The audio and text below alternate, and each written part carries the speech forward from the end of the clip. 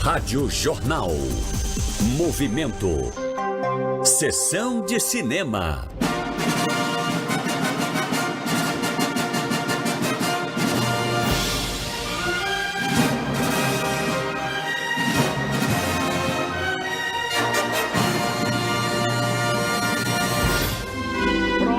Aqui no programa Movimento Cultural, nós temos o prazer e a alegria de receber nossa querida Silvana Marpoara. Alô, Silvana!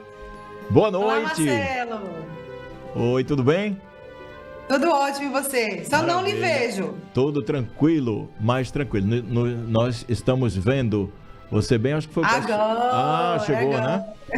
Eu pensei que o pessoal da técnica, meus queridos Elivelto e Aldo, pensaram assim, não, basta Silvana, Marcelo, tu só na sexta-feira 13. Escondendo você. Pensaram no Friday pra mim, 13, né? Somente. Mais adiante. Aí Elivelto tá rindo, ó. E Aldo também, eles concordaram, é isso mesmo. Mas enfim, Silvana Marpoara, analista de cinema, professora, jornalista, trazendo pra gente essa página fantástica do cinema. Muitas novidades, né, Silvana? Pois é, essa semana tem já filme da próxima semana, Marcelo. Depois de um longo tempo eu consegui assistir numa cabine de imprensa essa semana. Sim. Você sabe que mostram os filmes para a imprensa com uma certa antecedência, né? Perfeito. Mas eles inventam de fazer a sessão assim, nos horários que é complicado para quem trabalha, né? Sim. 10 da manhã, né? E aí essa semana eu consegui assistir um filme lindo, Marcelo, que a gente vai falar já então sobre ele. E aí ó que legal, já vou antecipar o filme da semana que vem. Que legal. Né, para as pessoas já se interessarem. Oscar, né, Marcelo? É o Oscar que faz isso. Todo mundo quer ver o filme antes. Isso, espetacular. Então a semana foi produtiva, né?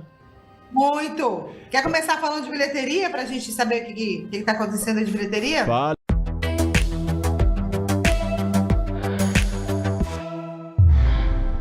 De férias, né, Marcelo? A gente não, né? A temporada das férias. Isso. Né? A gente não tá de férias, não. Não, pequeno recesso, um recesso escolar. Nem isso eu tive, mas nem recesso. E culpa da LPG, da Lei Paulo Gustavo. Entendi. Normal, natural. O de Blanc que tá vindo aí, vem nova lei aí agora em maio. Tem mais uma lei de fomento aí para a cultura. É importante falar isso, né? Isso, que bom. Porque tem muita gente que está esperando aí essa oportunidade para colocar seus projetos para funcionar, para andar. Então vem mais uma lei já aí. Lembra da Aldir Blanc que surgiu durante a pandemia, né? Foi uma lei emergencial e que salvou muita gente. Infelizmente, com o nome do Aldir, que morreu na pandemia e morreu, né? Lembro do músico, do grande compositor Aldir Blanc, morreu no meio da pandemia, numa situação bem difícil. E aí uma homenagem, uma tentativa de homenageá-lo com a lei. Então vem aí mais uma. Aí agora virou um programa, não é só mais lei, agora é um programa que vai acontecer todos os anos para a classe artística aí. Assim que tiver mais fechadinha, eu trago as novidades dessa lei que vai ajudar todos os setores, viu, Marcelo? Mas que legal. O audiovisual, né? Que a gente sempre fala aqui. Sim. Mas todos os setores da cultura serão beneficiados aí com a Aldir Blanc, que é a nova lei. Depois da Paulo Gustavo, né?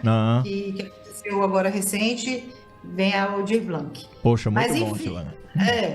E aí, nesse meio do caminho aí, a coisa da bilheteria que a gente sempre fala, o que essa semana apontou é o Wish, que é a animação da Disney, comemoração aí o aniversário da Disney. Olha que coisa curiosa, né? A gente fala de crítico, de comentarista, a crítica não gosta do filme, né? Mas o público gostou, Marcelo. Aí eu lhe pergunto, o que interessa? O público, né? É o público, pois é. O público, né? Acho que a crítica... Mas assim... Você tem mais propriedade do que eu para falar, muito mais conhecimento, mas eu acredito que é aquele ponto de vista mais técnico, mais rebuscado, mais analítico. Mais chato às vezes, né? Pois é, eu não queria chegar nessa parte, mas você me ajudou. Então, ótimo, boa. Enquanto que o público, quando cai nas graças, né, do povo... Eu cada vez mais eu penso em umas coisas assim, Marcelo, o quanto o olhar, né, da gente interfere, o repertório de vida da gente interfere, né, na compreensão das coisas. Sim. Né? Claro que cultura é muito mais. Mas, por exemplo, se você tem algum acesso a um determinado tipo de leitura, de música, de filme, isso faz uma formação diferente, né? É óbvio que faz uma formação diferente. Então, eu acabo me agradando mais ou menos de um determinado tipo de filme, de música ou de livro. Sim. E aí eu acho que o crítico, às vezes, tem um papel que é muito chato, porque fica sendo o olhar dele. Por exemplo, um filme como esse, o Wish, que é animação, Sim. que é para o público voltado mais para o público infantil, né? Se eu não tiver um olhar carinhoso para isso, imaginar como é que uma criança vai receber esse filme, a importância dele e tal, eu vou ser muito chata, né? Eu vou ficar só analisando teoricamente o filme, né? E eu tento de verdade não fazer isso, assim. Eu tento assistir um filme sempre pensando na perspectiva do público. O que é que o público gostaria? Como é que ele recebe um filme? O que é que ele deveria assistir? Entendeu? Eu tento de verdade, assim, ser um pouco mais próxima do que o público gosta, até porque eu sou público também, né? Sim, então, sim. Eu acho que esse espaço da gente aqui é muito importante para isso, né? Da liberdade que eu tenho para dizer assim, não vejo esse tipo de filme, não gosto, mas quem tiver, tipo, filme terror, né? Que raramente eu falo de filme terror aqui, mas quem gostar, assista. Então, eu acho que esse cuidado, e a prova é muito essa bilheteria do Wish. Ele já fez praticamente 1 milhão aqui no Brasil, que é muita coisa para uma semana de estreia. E o público gosta, né? O público curtiu e o crítico ficou só dando uma de chato. É verdade. Mas, então, na bilheteria... Wish, que é a produção nova da Disney, que é a animação em comemoração ao aniversário da Disney. Né? É porque também tem outra coisa. Para falar de Disney, são muitos filmes de muito sucesso. E aí, de repente, tem sempre uma expectativa achar que esse vai ser melhor, que esse vai superar, que esse não sei o quê. Gente, é outro filme, né? Outro filme. Ele é bonitinho, não é um filme...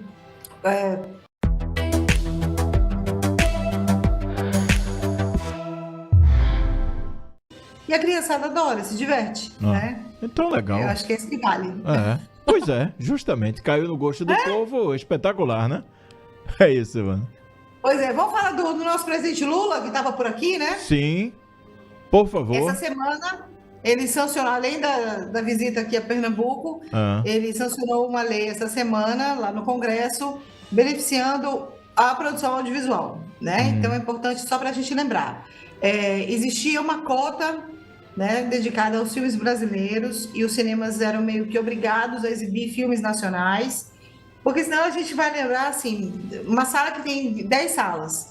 Nesse momento, por exemplo, a maioria está tudo com Wish, Aquaman, né, os filmes estrangeiros. Sim. Ótimo. Superproduções, incrível, tá? Mas cadê o cinema brasileiro? Onde é que entra o cinema brasileiro nisso, né? Se não for uma superprodução como Minha Irmã e Eu, que é o filme da Tata Werneck e da Ingrid Guimarães, que também já bateu 1 milhão, é muito difícil que um filme tenha espaço no cinema de exibição dos shoppings, vamos chamar assim. Então, ele sancionou a volta dessa lei até 2033, então a gente tem 10 anos aí, mais ou menos, né, para que os filmes brasileiros continuem sendo exibidos junto com as grandes produções no dia a dia. E também o streaming, né, tentando regularizar o streaming, porque também, né, Marcelo, apesar de muitas produções brasileiras, a gente tem falado bastante aqui, a gente falou do Manhãs de Setembro, com a Aline, que fez um super sucesso na Prime, a gente fala do Bom Dia Verônica, que volta agora em fevereiro, mais uma temporada, mas ainda, claro, a hegemonia das produções internacionais, né, acaba imperando.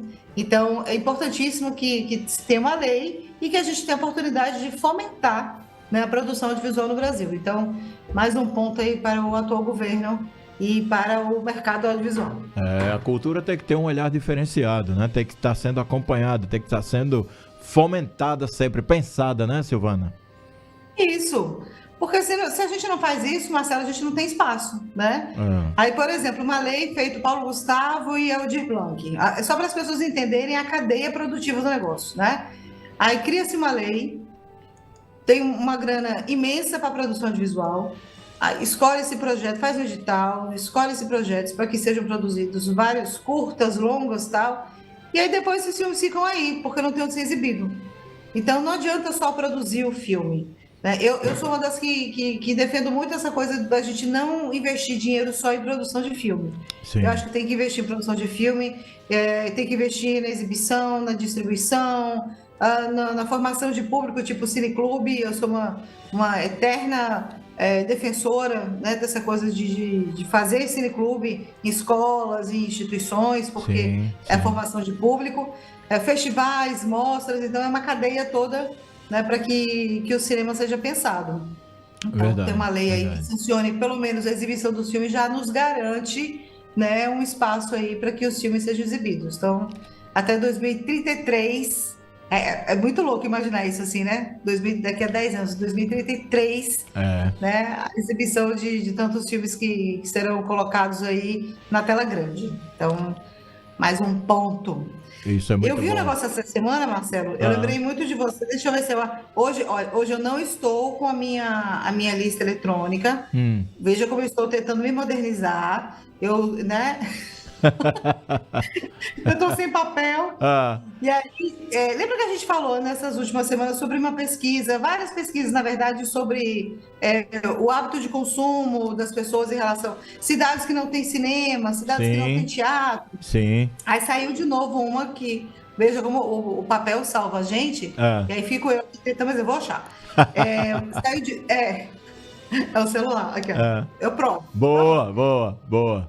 E saiu de novo, não é nenhuma pesquisa, na verdade é uma análise desses dados todos de pesquisa sobre consumo, né? A pergunta da pesquisa é assim, por que você não vai mais ao cinema? Né? Tudo bem que a gente passou pela pandemia, então uma série de fatores fizeram com que as pessoas assistissem mais o streaming do que, né, o cinema. Aqui, achei aqui, e quem tá você não vai conseguir ver daí, eu acho, né? Não dá pra ver, mas quem tá na capinha, tô vendo. Aquele meme famoso, né? Sim. Do John Travolta procurando. É maravilhoso. E aí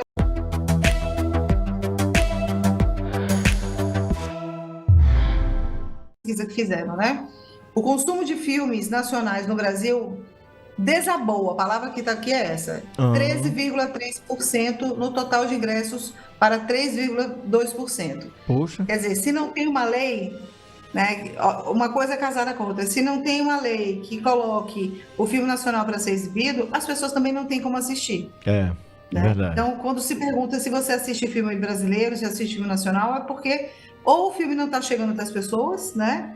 Ou não é falta de filme, né? É verdade. Só para você ter uma ideia, essa semana eu estou acompanhando as inscrições do CinePE, o Festival de Cinema, né, daqui do Recife. Sim.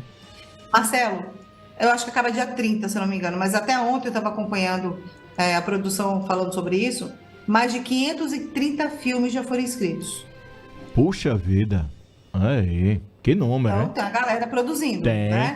Tem sim.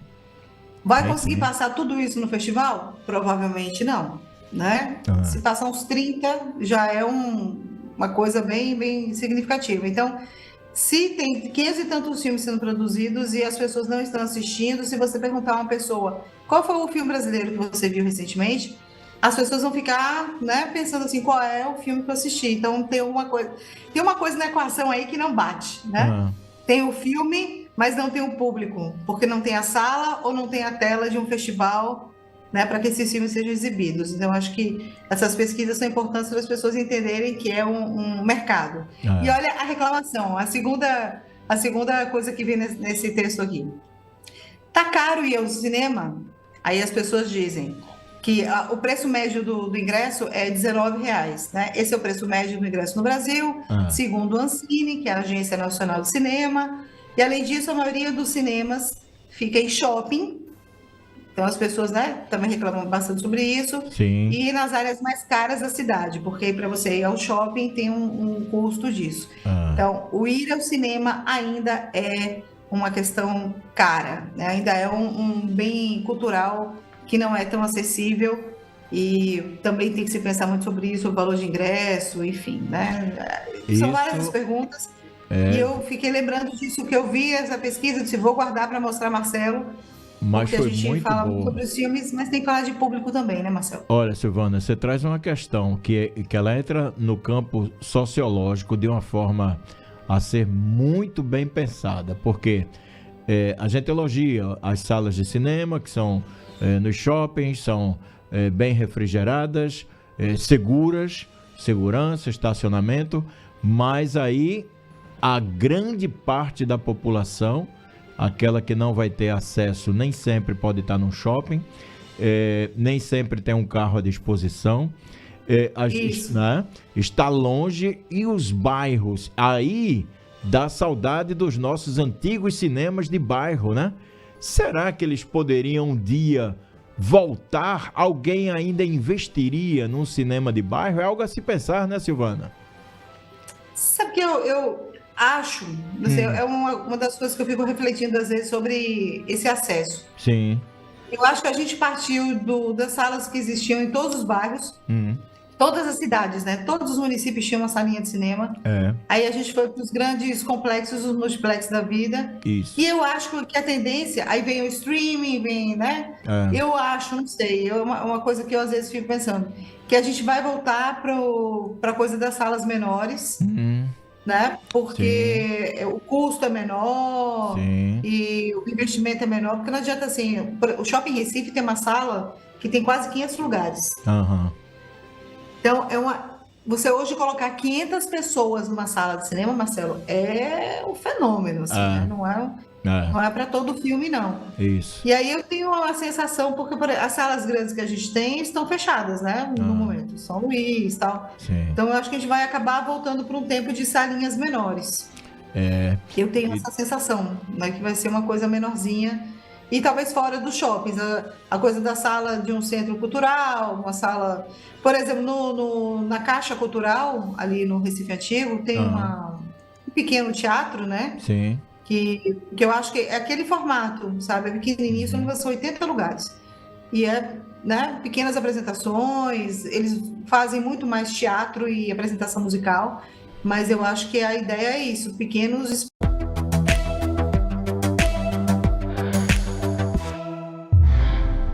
E na tela de casa. Talvez eu possa pegar você de surpresa, não sei, o assunto surgiu aqui, mas, por exemplo, as salas da Fundagem, né, que não são salas assim nos grandes complexos, você tem a sala ali no Derby, que aí fica bem central, né, para quase todos os bairros do Recife, e você tem a de Casa Forte, que já fica ali mais próxima, a Casa Amarela, por exemplo, Dois Irmãos, a Pipucos. Sabe dizer se essas salas... E do Porto, né? Oi? E do Porto, isso. Sabe dizer se essas salas elas têm uma boa frequência quando apresentam seus filmes? Ou você não tem ido, Silvana? Marcelo, essas salas, elas são, assim, é o ponto fora da curva. Porque elas têm um público cativo, né? Há muitos anos atrás, quando o Kleber Mendonça Filho era o diretor, ele era o programador dessas salas, né? Sim. Eu lembro de uma conversa com ele e ele me dizia assim: eu preciso pensar numa maneira de trazer novos públicos para cá, porque eu vejo sempre as mesmas pessoas. Entendo. Né? E é verdade, assim, é um lugar, né, que as pessoas frequentam, são públicos muito específicos, que gostam, claro, muito por conta da programação, sim, né? A gente tem que pensar nisso também.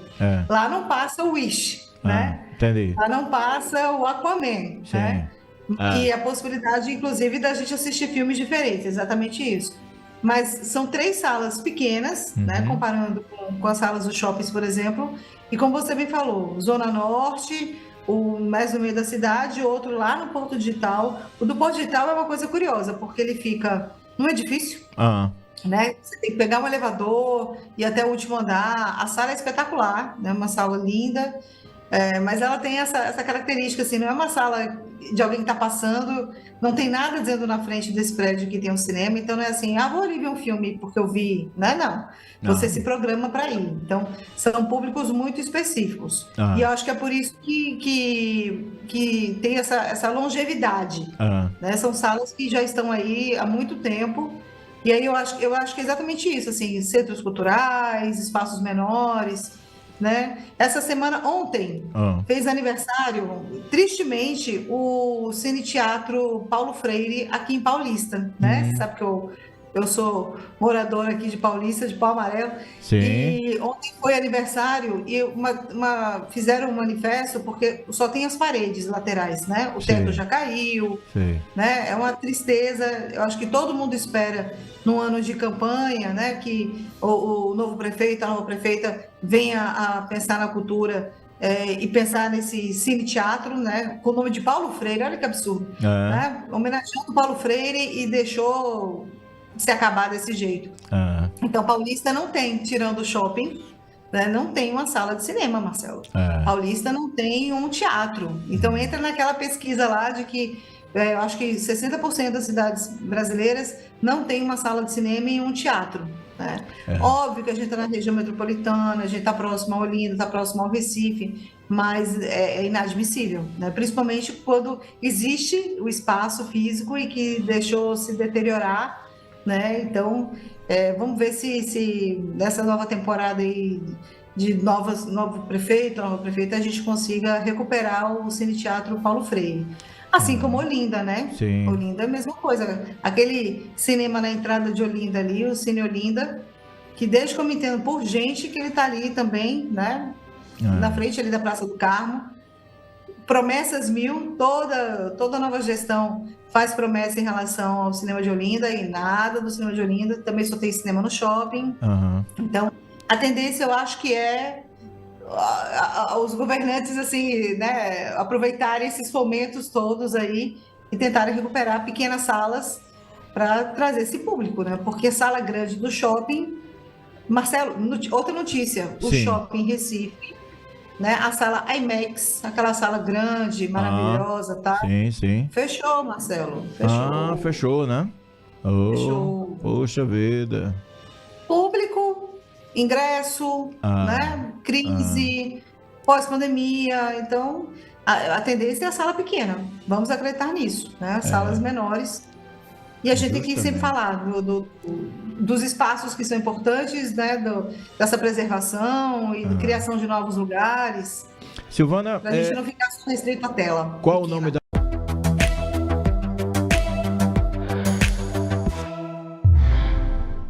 né? Era municipal? Né? Da prefeitura, né? Eu pergunto... É uma tristeza, Marcelo. É uma tristeza porque tá lá. Ruína. Sim. Ruína. Só as paredes laterais, não tem mais teto e mato, né? Virou mato. Eu te pergunto porque o nosso queridíssimo Ives Ribeiro, grande amigo Ives Ribeiro, prefeito paulista, é ouvinte nosso, ouve o programa e eu vou... Querido prefeito, gostaria muito que ele encerrasse a temporada dele, lembrando aí do Cine Teatro. Ives, que já foi prefeito de Paulista outras vezes, de outros municípios aqui da região, né, do Litoral Norte... E pensar um pouco nessa cultura, ainda mais essa homenagem que é feita, né, a um grande educador. Seria incrível que a gente terminasse, que ele terminasse o mandato dele lembrando da cultura do teatro e do cinema na cidade. Eu vou colher e a gente aqui que gosta tanto, né, e que queria ver o espaço renovado. Eu vou colher a sua sugestão aqui e perguntar para o prefeito Ives se tem possibilidade de retomar essa sala, né? Até para contar como é que está a situação desse imóvel, né? Onde eu passei recentemente lá e é de uma tristeza, assim como o Teatro Valdemar de Oliveira também, né? No Recife, que é particular, porque é da família de Valdemar de Oliveira. Existe, inclusive, um movimento da Secretaria de Cultura, de algumas pessoas da cultura, de tombar o imóvel, né? E aí é um outro processo, porque como é particular, então a família teria que abrir mão para que se tomasse conta do lugar, mas do mesmo jeito, Marcelo, ruínas, paredes, teto caindo, inclusive roubos, porque o Teatro Valdemar de Oliveira fica ali, numa região central do Recife, e acaba sendo invadido por muitas pessoas que vão lá roubar o que resta do teatro, o que era o Teatro Valdemar de Oliveira, o que eu já vi de coisa ali, né? De apresentações de teatro, apresentações musicais, então... É muito triste a gente falar em pleno 2024 de salas que estejam fechadas, que estejam abandonadas, né? Nos 3 municípios, no Recife, em Olinda e em Paulista. É verdade. Tem um valor sentimental muito grande, né, dessas cidades, desses cinemas, dessas cidades. E toda vez que a gente vê, eu quando vejo uma casa em ruína, uma casa normal, né? Eu imagino, puxa, quem morou nessa casa? Eu já fico imaginando a história da casa. É né? verdade. Imagine um lugar que foi um espaço de cultura, tantas coisas que já foram exibidas e foram proporcionadas lá, e de repente, né, ao longo de gestões, não, eu entendo, Marcelo, veja, eu apesar de defender muito a cultura, eu também entendo que no momento que a gente vive, desse pós-pandemia ainda, de todas as crises econômicas que a gente vem sofrendo nos últimos anos, é óbvio que a saúde, é óbvio que a educação, é óbvio que a segurança, que vários setores da sociedade acabam absorvendo os interesses e os recursos, muitas vezes, né, Sim. dos governantes. Não deve ser fácil comandar uma cidade, um estado, né, mas eu ainda acredito que a cultura precisa estar nessa mesma linha, até porque tem os profissionais da cultura, que também sobrevivem, assim como quem é da área de saúde, quem é da área da educação. Então, só para não achar que, quando eu falei negócio de leis, por exemplo, todas essas leis que são criadas para beneficiar a cultura, elas não tiram em momento nenhum o dinheiro da saúde, o dinheiro da educação para voltar à cultura, de maneira nenhuma. Né? Tudo muito... é um dinheiro que é destinado para a cultura. É claro que a gente sabe que tanto educação quanto saúde também não estão sendo muito prioridades, né, nas administrações municipais e estaduais, mas só para ficar muito claro, assim, que é tão importante quanto, não é melhor, não é mais, mas eu acho que é importante que as pessoas entendam que a cultura também faz parte, né? Uma casa em ruína, um lugar em ruína, um profissional de cultura sem oportunidade de trabalho, é um pai de família que não tem a possibilidade de trabalhar, de levar a sua família adiante, pagar suas contas, é um profissional. Né? É verdade. Silvana, temos mais... Eu acho que estreia... Vamos falar dos filmes? Isso, vamos lá. Vamos nessa. Pois é, das estreias, Marcelo, essa semana está estreando, tem um filme bem polêmico, chamado Os Segredos de um Escândalo. É um filme baseado no fato real, dos anos 70, de uma professora, né, com 36 anos de idade, que se apaixona pelo aluno de 13.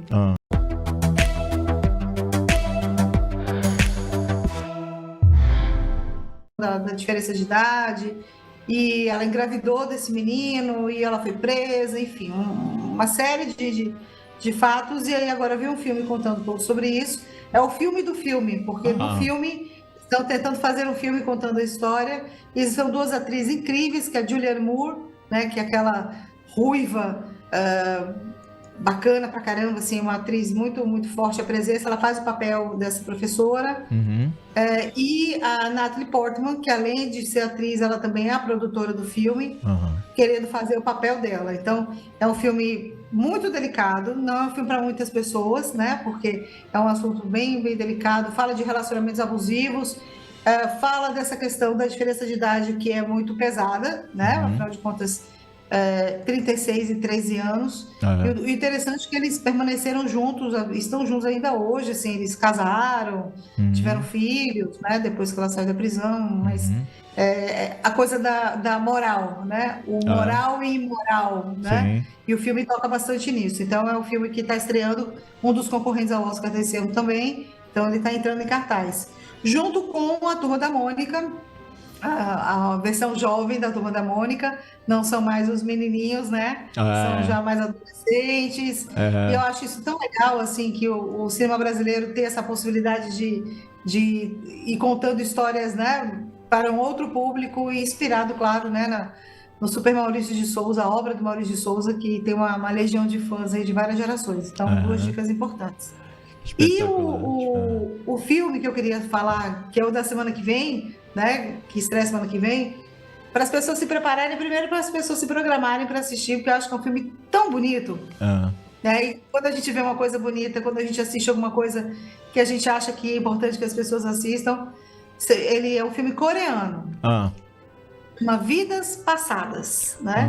E aí eu quero fazer uma ressalva que os nossos ouvintes, eu tenho certeza que boa parte deles, dessa nossa geração, vai entender o que eu digo. Eu não sou da geração dos doramas, né? Eu tenho um problema com esse negócio dessa cultura K-pop e tal. Eu não sou do curtir, mas um filme coreano que talvez me faça mudar um pouco, né, esse pensamento. Olha a importância da gente abrir os olhos, né, e o coração para assistir outros tipos de produção.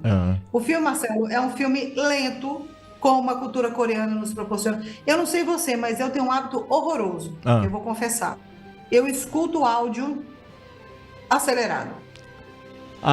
Também. Né? Porque apressa um pouquinho, né?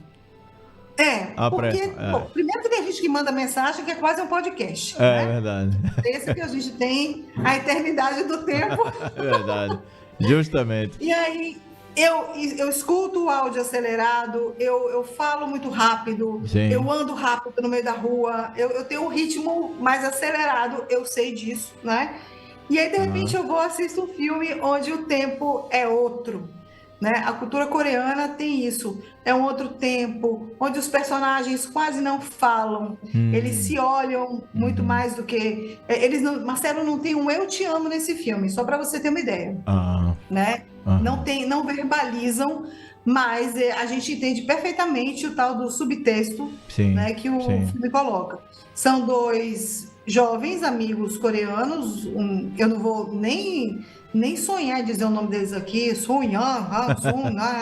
não decorei para isso, e que da infância se apaixonam, aquela coisa de meninos tal, se desencontram e se encontram na vida adulta, e aí esse encontro da vida adulta que vai, né, permear o filme todo.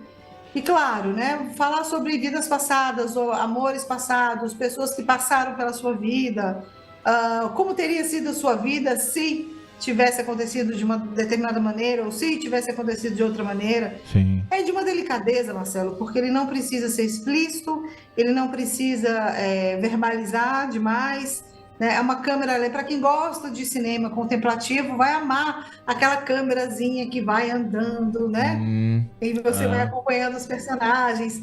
Mas eu saí do cinema muito tocada com a história, né? E repensando muito o meu uso do tempo.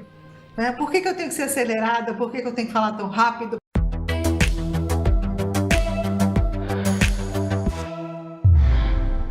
Uma coisa para a gente pensar, e é um filme que está aí na beira dessa concorrência do Oscar, né? Ele deve participar aí dessa lista final, que já sai na próxima semana.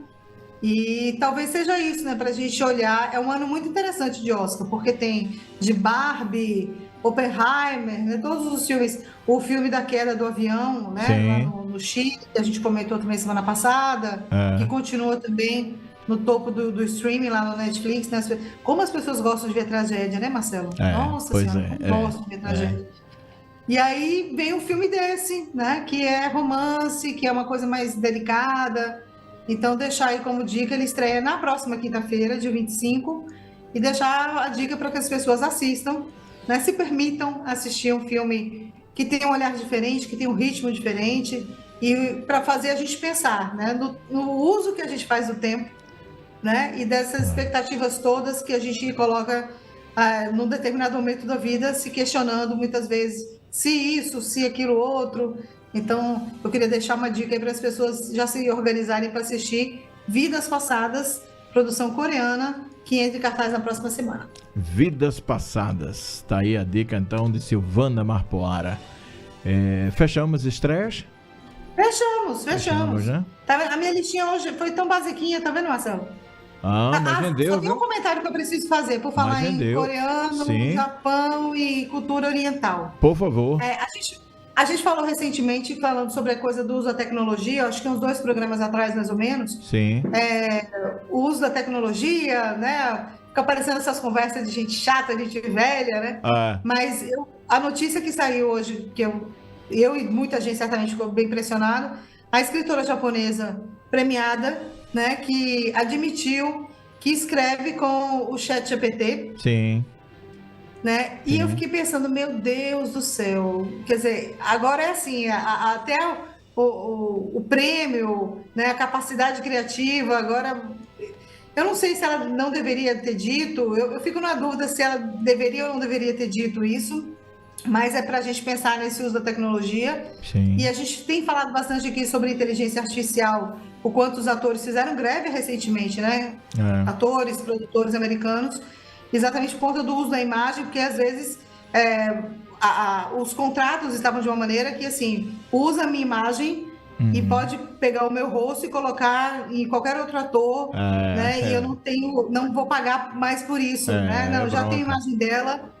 Então, que uso é esse que a gente está fazendo da tecnologia? Apesar de toda a facilidade, como a gente pode estar conversando em lugares tão diferentes, mas esse uso da tecnologia e uma escritora jovem, premiada, dizer que usa um auxílio tecnológico, eu fiquei bastante assustada e pensando nesse uso, provavelmente que deve estar próximo também do cinema. Então, que a gente reflita também sobre isso. Eu tenho uma ideia sobre isso, que é a seguinte.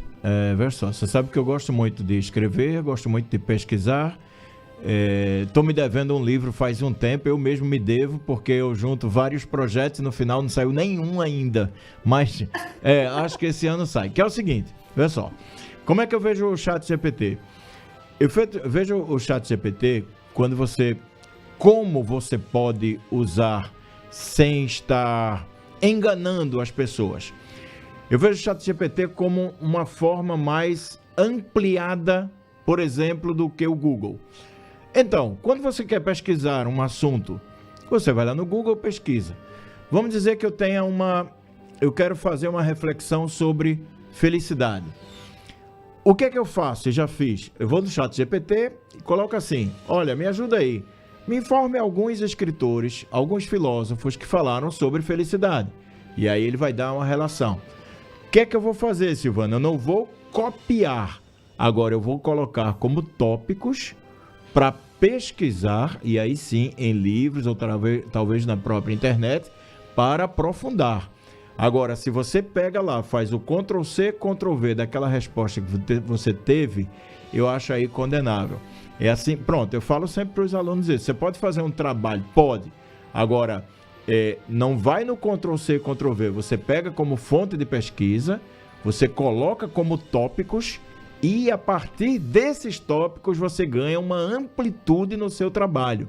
Eu queria ouvir sua opinião sobre isso, que eu acho que aí você aprofunda mais, sabe? Acho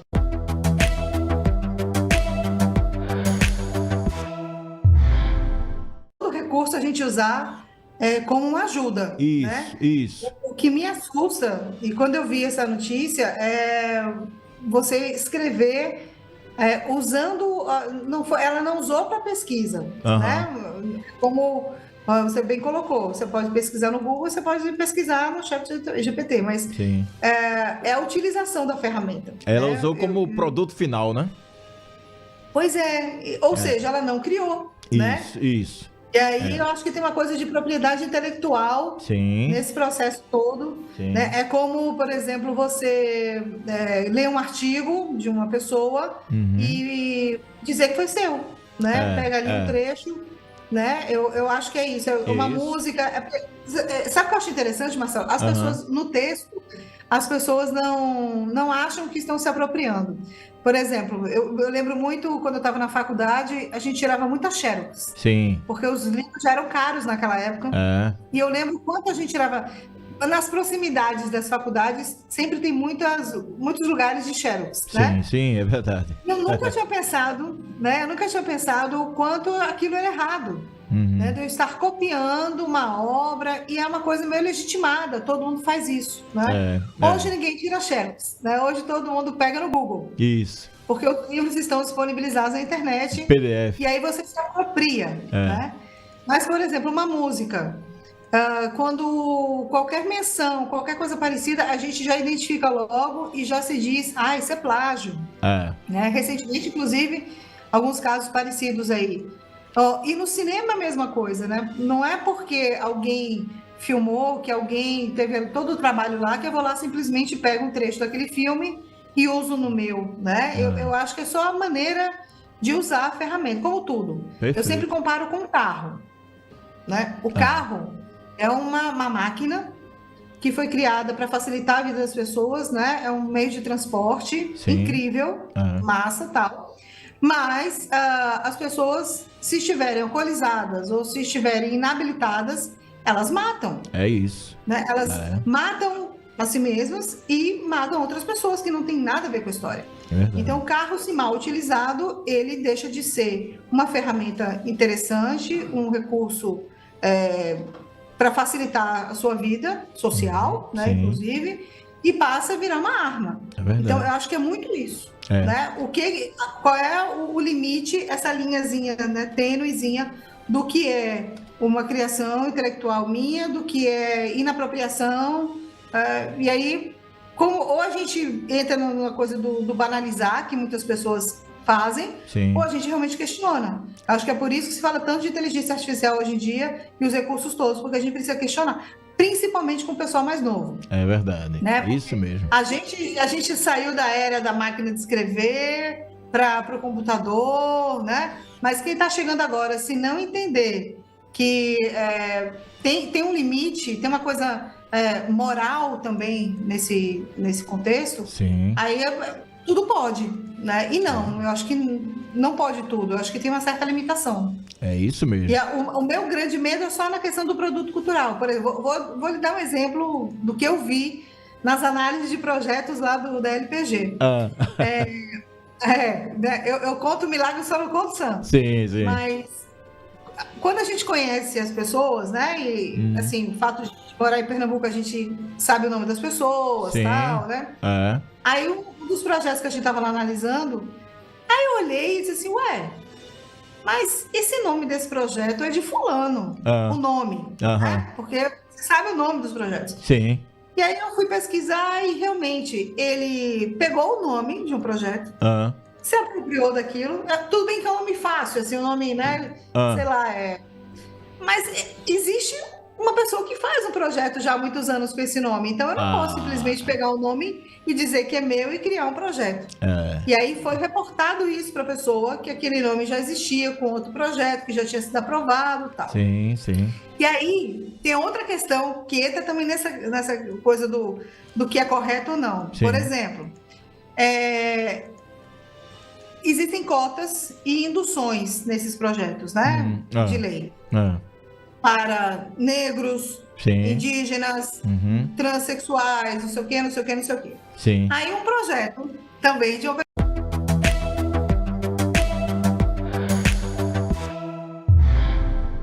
e se coloca como negro, né? Eu sou uma preta. Sim. Aí eu olhei assim, gente, ele é preto? Eu não tenho essa lembrança dessa pessoa, né? E aí eu fui investigar. Juro, Marcelo, eu sou jornalista, eu investigo. Sim. Eu fui para a internet para ver se o pai, porque talvez o pai fosse então, né? Sou preta, ou a mãe. Não, né? Nada. Eu não posso fazer nada, porque eu, né, a denúncia tem que vir da sociedade civil. Sim. Mas eu posso enviar este projeto, como foi feito, para uma comissão que vai analisar essa questão, né, étnica racial. Então, veja, se uma pessoa se diz que é isso, que é aquilo outro, que faz isso, aquilo outro, e de verdade não é, essa pessoa vai fazer um projeto que também não é dela. Essa pessoa também vai se apropriar de coisas que não são dela. Então, é uma questão... Sabe aquela história do você estar numa fila e um dinheiro que cai no chão que não é seu? Se você não devolver, você está fazendo uma coisa incorreta, né? Uma coisa que não é sua, você não se apropria. Então, você não pode se apropriar de uma questão cultural, racial, né? Não pode. Então, é uma questão... Isso é para você, o nosso filósofo, nosso professor, mas é uma questão, acho que, de formação social mesmo, Marcelo. Não, mas é mesmo. E aí, isso vai para a tecnologia, isso vai para as maneiras de usar a ferramenta. Como diz o Matuto, né? O costume de casa vai à praça. Vai à praça, né? Mas é justamente isso. Se não tem uma questão moral nas pequenas coisas... É óbvio que você não vai fazer um projeto, você não vai fazer nada que você assuma como seu, vai se apropriar de outro. E no final a gente acaba cobrando dos políticos, não, porque os políticos, mas os políticos eles vêm da sociedade, que somos nós. O que é que eu faria se eu estivesse lá? Né? A grande pergunta. Anel de Dides, Platão / Sócrates. Ou o contrário. Pois é, exatamente. Somos todos responsáveis. Justamente. E talvez por isso que a gente tem esse papel. E aí, um veículo de comunicação como esse, que é tão importante, da liberdade da gente poder falar, sim, né? Você sim. dizendo que vai, inclusive, né? A gente falou da questão de Paulista, né? Falou do prefeito de Paulista. Um espaço para que também seja dado para que diga, e aí, o que vai ser feito com a cultura do município? Quais são os projetos para a cultura do município? É a cobrança. Sim. Né? Eu só posso cobrar se eu tenho essa consciência do que é feito. Perfeito. Né? É o caminho. Eu acho que é o ser humano, né? O que a gente é dentro do todo. Já que ninguém vive sozinho. Né? Então, isso. Ninguém é uma ilha. Isso que eu perguntou do chat GPT, viu, Marcelo? Pois é, mas as coisas vão fluindo. Fechamos, né, Silvana? Fechamos, querido. Muito obrigada. Que legal. Obrigado por esse show de informações, de conhecimento. Você tenha um ótimo final de semana. Um abração, bons filmes, Silvana. Valeu. Um beijo. Tchau. Obrigado. Tchau. Valeu. Silvana Marpoara, jornalista, professora, analista de cinema, trouxe pra gente a sessão de cinema desta semana no Movimento Cultural.